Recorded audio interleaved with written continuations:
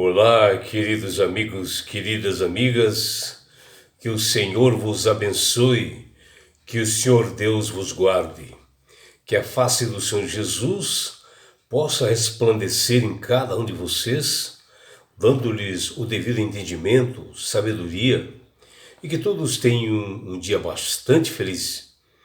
Vamos à lição? E hoje, segunda-feira, 18 de agosto de 2025, dentro desse novo trimestre, a lição 8 de hoje, ela tem como título Preparando-se para a entrega da lei. E a lição de hoje, ela está baseada no livro de Êxodo, capítulo 19, dos versículos 9 até 25. E aqui nós podemos ver que Deus preparou o seu povo, um povo especial, um sacerdócio real, para receber e praticar os 10 mandamentos. E ele deu instruções assim, que culminaram com a entrega, né, daquelas duas tábuas dos 10 mandamentos, que foi entregue realmente para um homem especial chamado Moisés, que ele repassaria para o povo, mas que deveria ter assim uma preparação para essa entrega dessas tábuas dos 10 mandamentos. E um dos passos assim mais importantes foi a preparação espiritual, onde Deus pede que o povo se purificasse, que eles fizessem uma reflexão, uma consagração, antes de eles receberem essas duas tábuas dos 10 mandamentos, e escritos realmente pelo dedo de Deus, e todos deveriam estar assim puros diante dele. Quando Paulo resumiu que a lei de Deus ela é como o amor, é o caráter divino, ele citou o decálogo, né, como lá em Romanos 13, 8, 10, que ele fala realmente que o amor é a essência da lei de Deus, porque ele é um Deus de amor, né, um Deus realmente que transmite realmente os seus valores, seus princípios e que devem ser observados. E Moisés, como era um homem reto, íntegro, né, consagrado, temente a Deus, ele que realmente foi a pessoa escolhida para subir a montanha do Sinai e para receber das mãos de Deus essas duas tábuas de pedra escritas pelo dedo de Deus. E isto foi assim numa forma assim sobrenatural que ocorreu aquilo, que a montanha ela fumegava e o povo debaixo ele via tudo isto, né? E Moisés ele lutava, numa preparação para esse momento, ele lutava que o povo se arrependesse, né? Que o povo de Israel buscasse obedecer a Deus para que realmente Deus pudesse falar a eles pela primeira vez e eles pudessem ouvir. E Moisés chegou a dizer a Deus que se ele, o Criador, não perdoasse os israelitas, Deus poderia riscar o nome dele, Moisés, do seu livro da vida. E assim, vejam que a responsabilidade, né, de um homem falar isto. E por amor a Moisés, Deus perdoou ao povo de Israel e deu mais uma chance a esse povo pecador. E ao chegar em frente assim ao Monte Sinai, Deus, em frente àquela montanha ali, enorme, Deus diz a Moisés para que ele pudesse purificar esse povo pecador, onde todos deveriam lavar as suas vestes para eles estarem puros à presença de Deus. Que pela primeira vez eles ouviriam a voz do seu Senhor, porque anteriormente eles recebiam as mensagens de Deus através de Moisés, né, que subia e recebia realmente essa mensagem. E ele, Moisés, repassava para o povo. E agora eles ouviriam cada um ouviria realmente a voz do Senhor. Você já imaginou isto? E era propósito de Deus que a nação escolhida, Israel, fosse uma nação santa e fiel, uma testemunha para o mundo, para proclamar as boas novas para as demais nações. E a resposta do povo pareceu convincente para Moisés, que ele levou essa resposta para Deus quando ele subiu a montanha. Ele recebeu ordens expressas para que o povo fosse purificado e que ninguém ultrapassasse nem tocasse nos limites ali do Monte Sinai, ou seja, ficasse no pé da montanha aguardando embaixo. E esse Deus disse para Moisés: vou dar um treinamento a vocês para virarem um povo especial, uma nação santa. Porém, antes eu vou fazer um contrato, uma aliança com vocês. E o contrato que Deus faz com Israel é muito semelhante ao que nós fazemos hoje, né? Nos cartórios, entre duas pessoas, em que eles assumem ser fiel, né? E cumprir realmente ao que diz o contrato. Ou seja, tem direitos e tem deveres. E Moisés preparou o povo bem antes, né, de entregar esse contrato, justamente para isso, sabendo que ele, como líder, não poderia jamais errar ou falhar.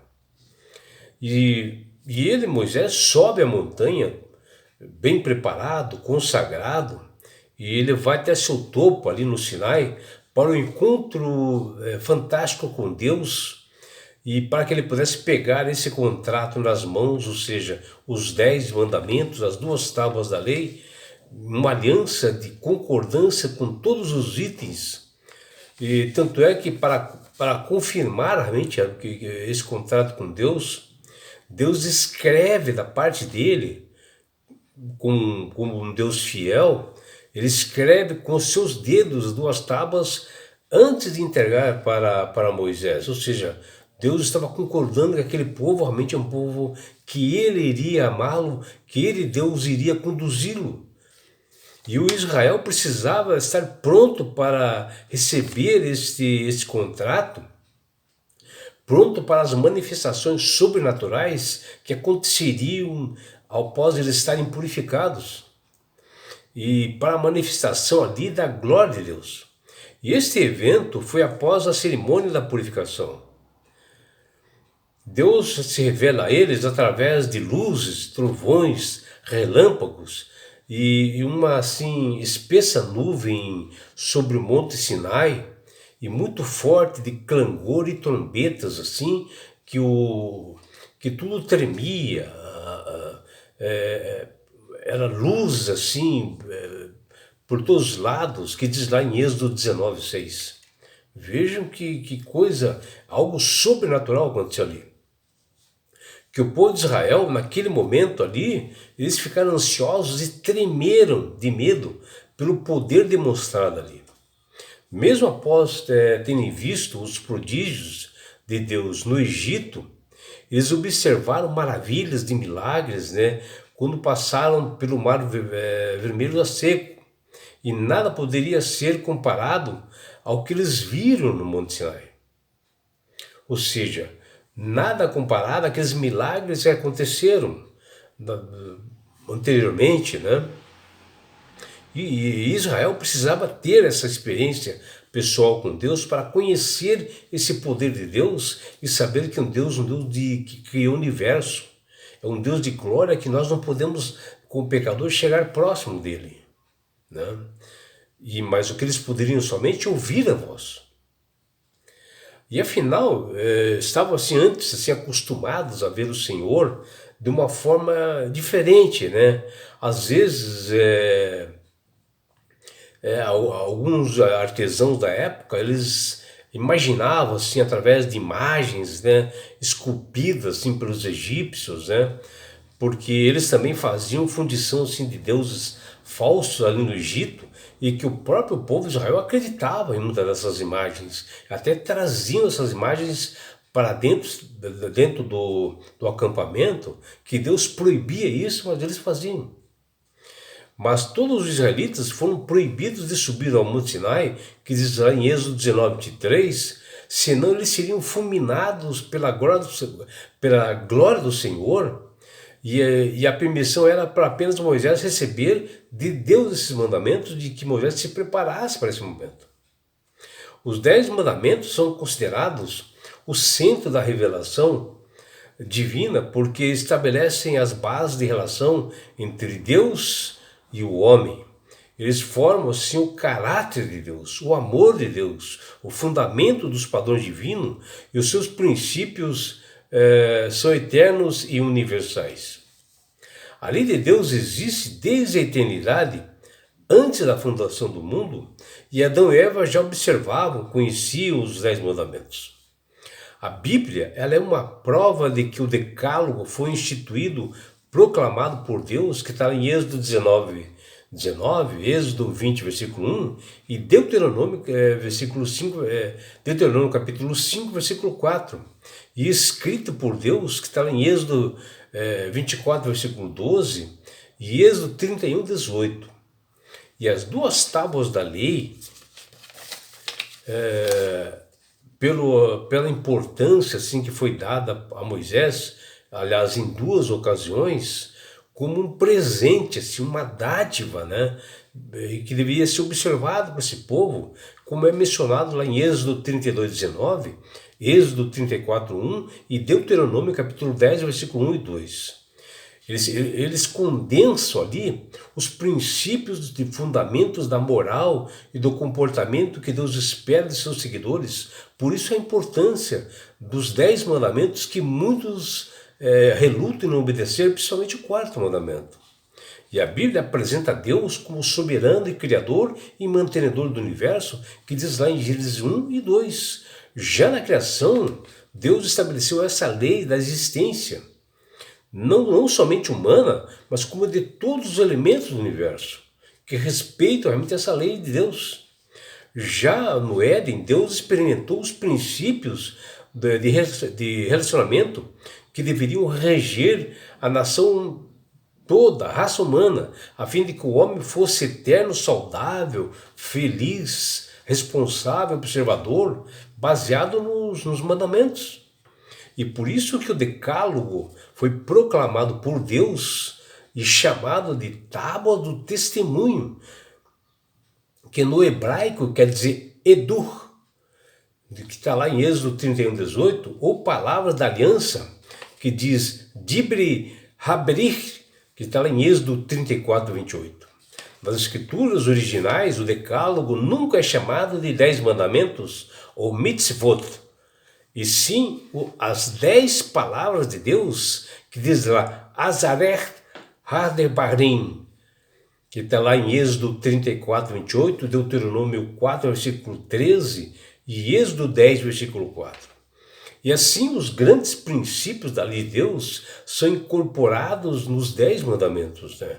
Exemplificados na vida de Cristo, expressam o amor, bondade, misericórdia e os propósitos de Deus acerca da conduta e das relações humanas, né?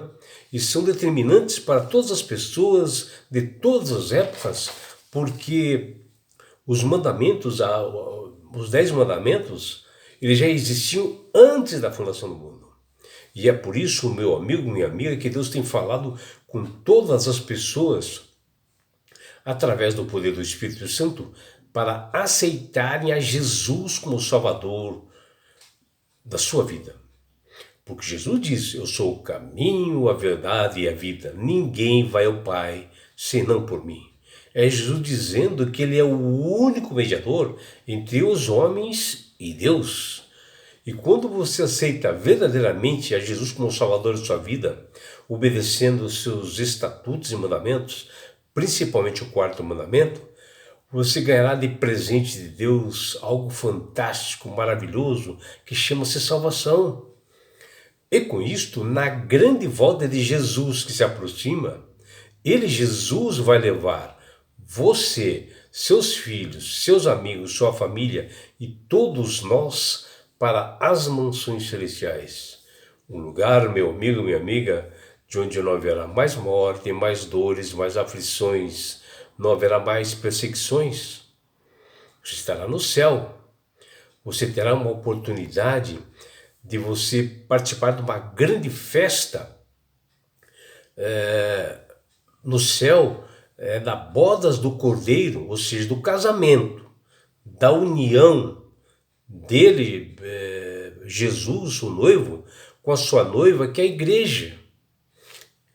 E você, meu amigo, minha amiga, terá uma grande oportunidade de você estar assim, ó, face a face com Jesus.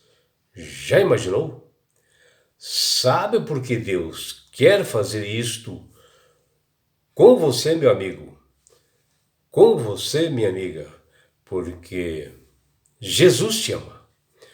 Abraços do seu amigo João Carlos Amorim.